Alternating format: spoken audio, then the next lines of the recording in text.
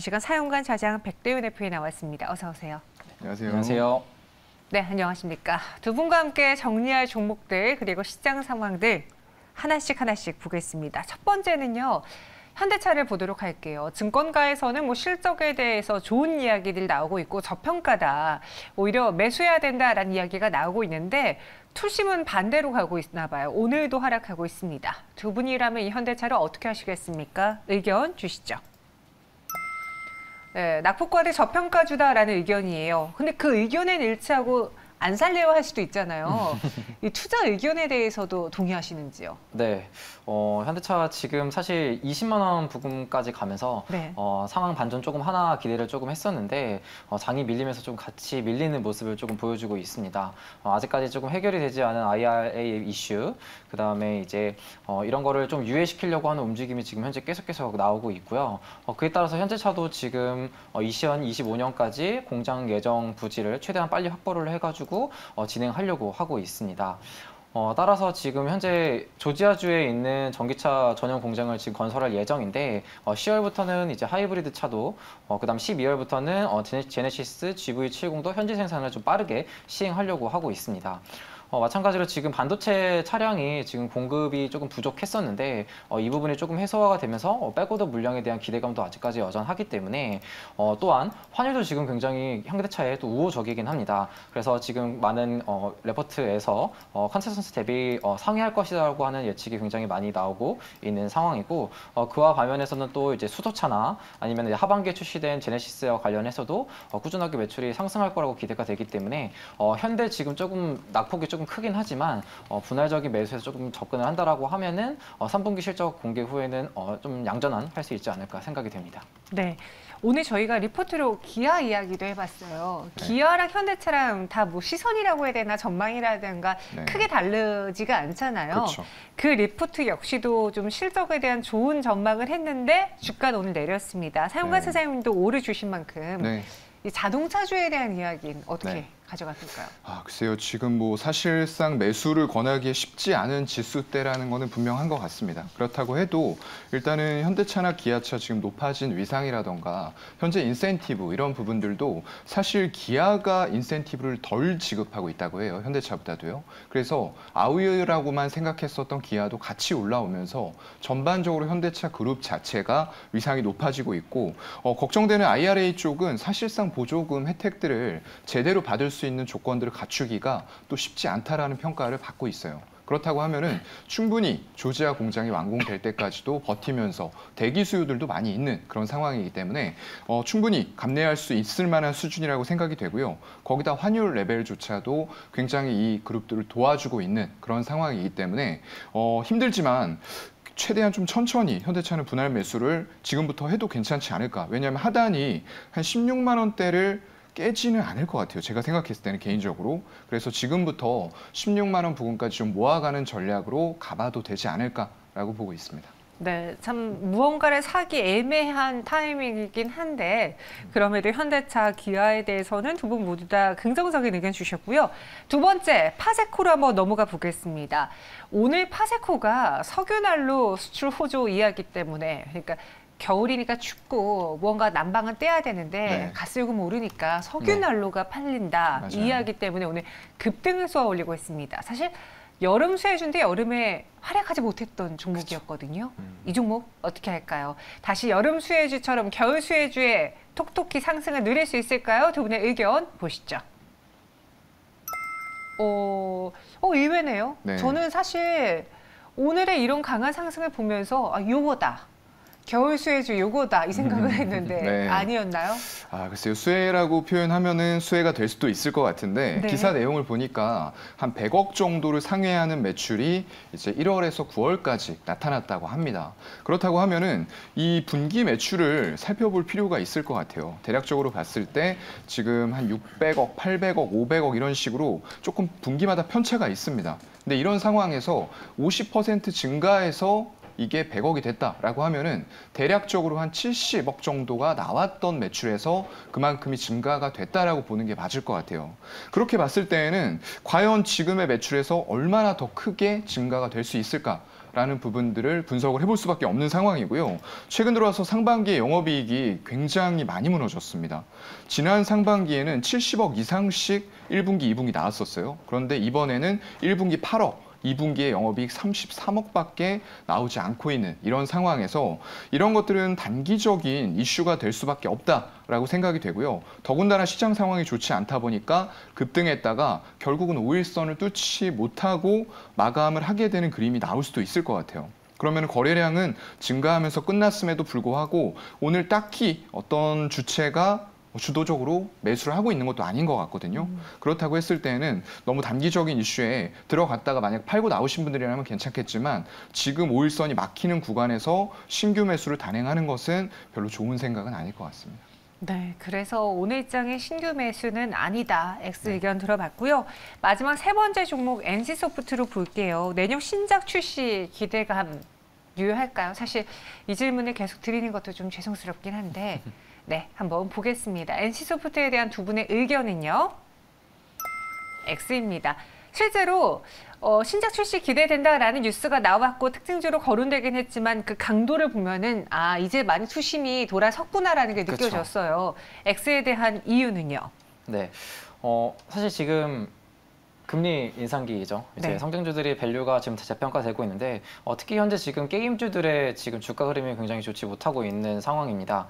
그래서 지금 주가 차트를 조금 보게 되면 연초에 이제 리니지의 IP로 인해서 지금 매출이 굉장히 잘 나왔고 그 다음에 또 이제 NFT나 메타버스로 인해서 좀 진출을 한다라고 해서 100만 원이 넘는 가격이 좀 형성되기도 했었습니다. 그래서 최근 지금 3D 메타버스, 미니버스로 이제 직무 설명회를 개최하는 등 이제 조금 이제 이런 쪽으로 진행이 될 거다라는 것도 한번 보여주고 있는데. 지금 메타버스 시장도 조금 주춤하듯이 이제 시장의 관심이 조금 받기가 좀 덜 한 것 같고요. 더군다나 지금 이제 NF 쪽에서는 아직 어떻게 해야겠다라는 가시적인 목표가 좀 나오진 않았습니다. 하지만 지금 이제 NC소프트 같은 경우에는 거래소 내 자체적으로 지금 게임 내 거래소를 자체적으로 조금 운용을 하고 있기 때문에 NFT로 인한 좀 수혜를 받기도 조금 어렵다라는 인식이 조금 지배적이고요. 또 그리고 아직도 리니지 관련 매출이 굉장히 많이 차지를 하고 있습니다. 물론 이제 3분기 실적 그리고 2분기 실적도 굉장히 잘 나올 것으로 예상이 되고 있긴 하지만 아직까지도 리니지 IP 이외에 별다른 추가적인 IP 새로운 먹거리를 조금 찾지 못한 점이 조금 아쉽게 되고요. 또 하반기에 좀 출시 예정인 작품들이 한 5개가 있는데 좀 시장에 테스트하신 분들의 의견으로는 기존에 있는 IP를 좀 재탕한 거 아니냐, 재활용한 거 아니냐라는 의견이 좀 더 지배적인 것 같습니다. 마찬가지로 지금 게임에 대해서 좀 트럭 시위나 아니면은 확률 뽑기 운용으로 지금 국정감사 등이 좀 예정이 되어 있기 때문에 게임 이용자들 사이에서 불만이 계속 나오고 있는 상황이어서 아무래도 큰 주가 흐름을 보이기에는 조금 제한이 될 것 같습니다. 네, 알겠습니다. 이렇게 두 분과 함께 오늘의 세 가지 특징주에 대해서 다뤄봤습니다. 5를 받은 거는 현대차뿐이었고요. 그 외에 두 분이 직접 이건 5종목이다라고 본 마감에 살 종목은 무엇이 있을지 추천 종목, 매수 종목 혹은 관심 종목 한번 들어볼게요. 키워드 보시죠.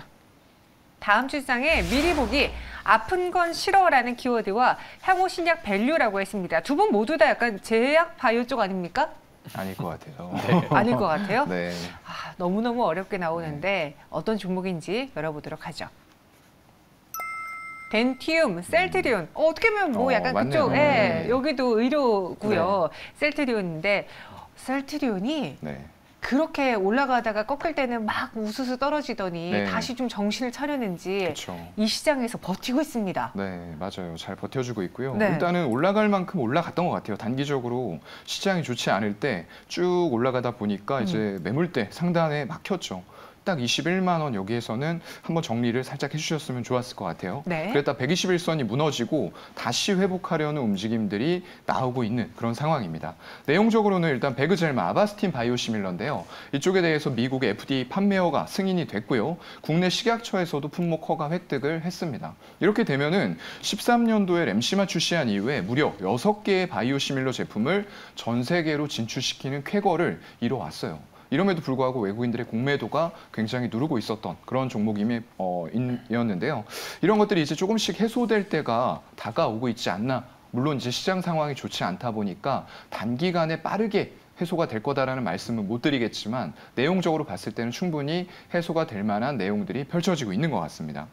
2023년 하반기에는 유플라이마, 램시마, SC, CP, CT-P43 이런 다수의 바이오시밀러까지 출시가 예정이 되어 있는 상태이기 때문에 바이오시밀러에서는 굉장히 큰 한 축을 셀트리온 그룹들이 지금 그어 나가고 있다라고 생각이 되고요. 내년 1월에는 에브비, 휴미라가 특허 만료가 됩니다. 이게 21년도 작년 기준으로 보게 되면 글로벌 매출이 무려 27조 원에 달하는 블록버스터 신약이에요. 그리고 매출의 70%가 한 19조 정도가 미국에서 발생이 되고 있습니다. 굉장히 의미가 있는 그런 레퍼런스라고 볼 수가 있을 것 같고요. 그렇게 되면은 결국에 내년 하반기에 미국의 휴미라 바이오시밀러를 판매하게 됐을 때 기존에 판매했었던 바이오시밀러의 레퍼런스를 바탕으로 해서 빠르게 시장을 잠식해 나갈 수도 있겠다라는 가능성을 엿볼 수가 있을 것 같고요. 24년에는 매출 3조 원 이상 기대가 되기 때문에 분기별로는 7,500억 이상의 매출이 발생된 가능성이 있다라고 보입니다. 일단 신약 개발 로드맵까지 공개를 했어요. 지금까지는 바이오시밀러라고 해서 밸류 자체가 아주 높게 다른 바이오에 비해서 형성되어 있던 건 아니었습니다. 하지만 지금까지의 역량을 바탕으로 해서 신약까지 성공할 수 있는 로드맵이 펼쳐진다라고 했을 때는 밸류 자체가 올라가면서 가격적인 부분들도 분명히 점프업 할 수 있는 그런 기회가 올 수 있을 것 같아요. 가격 전략은 어떻게 볼까요? 네, 일단은 뭐 16만 원 한 중반대 정도 지지받고 있었던 매물대 하단까지 10월에도 지수가 회복이 안 됐기 때문에 추가적인 하락이 있을 수도 있거든요. 그 구간에서 지지받는지 확인하고 매수하시면 좋을 것 같고요. 일단은 다시 한번 매물대 상단입니다. 21만 원 1차 목표가로 잡아보고요. 거기에서도 외국인 기관들의 수급이 꾸준하게 유입되면서 돌파가 이루어진다라고 했을 때는 한 번 더 레벨업해서 정말로 30만 원 이런 가격도 보일 것 같아요. 네, 셀트리온 이렇게 확인해 봤고요. 이번에는 아픈 건 싫어 치과 치료 덴티움 이야기를 하셨는데요. 네. 덴티움은 왜 오늘 봐야 됩니까? 네. 지금 일단은 10월 1일부터 이제 3분기 실적 시즌이 조금 시작이 됩니다. 네. 장세가 조금 어려운 만큼 실적이 조금 뒷받침되지 않는 기업들은 주가 상승을 조금 기대하기 어려운 장세가 조금 지속될 거라고 예상이 되는데 덴티움 같은 경우에는 하반기 실적이 좋을 것으로 예상이 되는 기업 중에 하나입니다.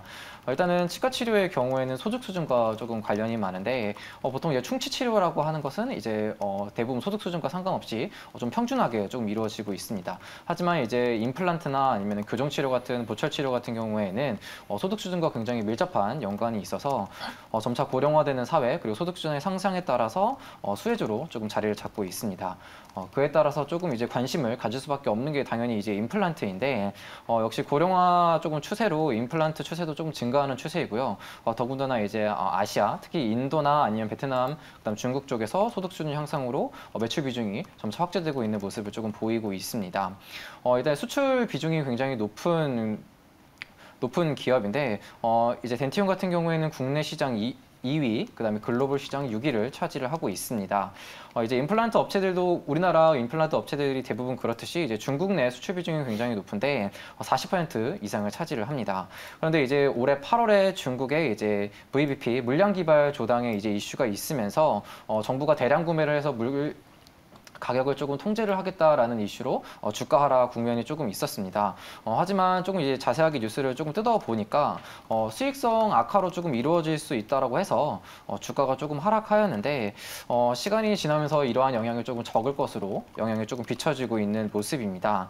그래서 중국 정부가 좀 가격을 통제한다고 하더라도 많이 판매를 한다라고 하면은 전반적으로 이제 매출액 상승이 일어나지 않을까라는 지배적인 의견이 좀 더 강한 편이고요. 그리고 또 아직 중국의 VBP가 국공립 의료기관으로 조금 확대가 되고 있기 때문에 아직 민영 의료기관으로의 민영 의료기관으로서 확대를 한다라고 하는데 시간이 조금 걸릴 것으로 예상이 됩니다. 그래서 이제 VBP 같은 경우에는 이제 독일이나 아니면 독일의 이제 스트라우만 같은 좀 굵직굵직한 기업들의 영향이 받을 것이라고 예상이 되고 국내 기업들의 영향은 조금 미미할 것으로 생각이 됩니다. 더군다나 이제 임플란트 같은 경우에는 조금 의사의 전문적인 기술이 조금 요구되기 때문에 뭐 CT나 아니면 기타 의료 장비들로서 추가적인 매출 상승이 좀 기대되는 종목이기도 합니다.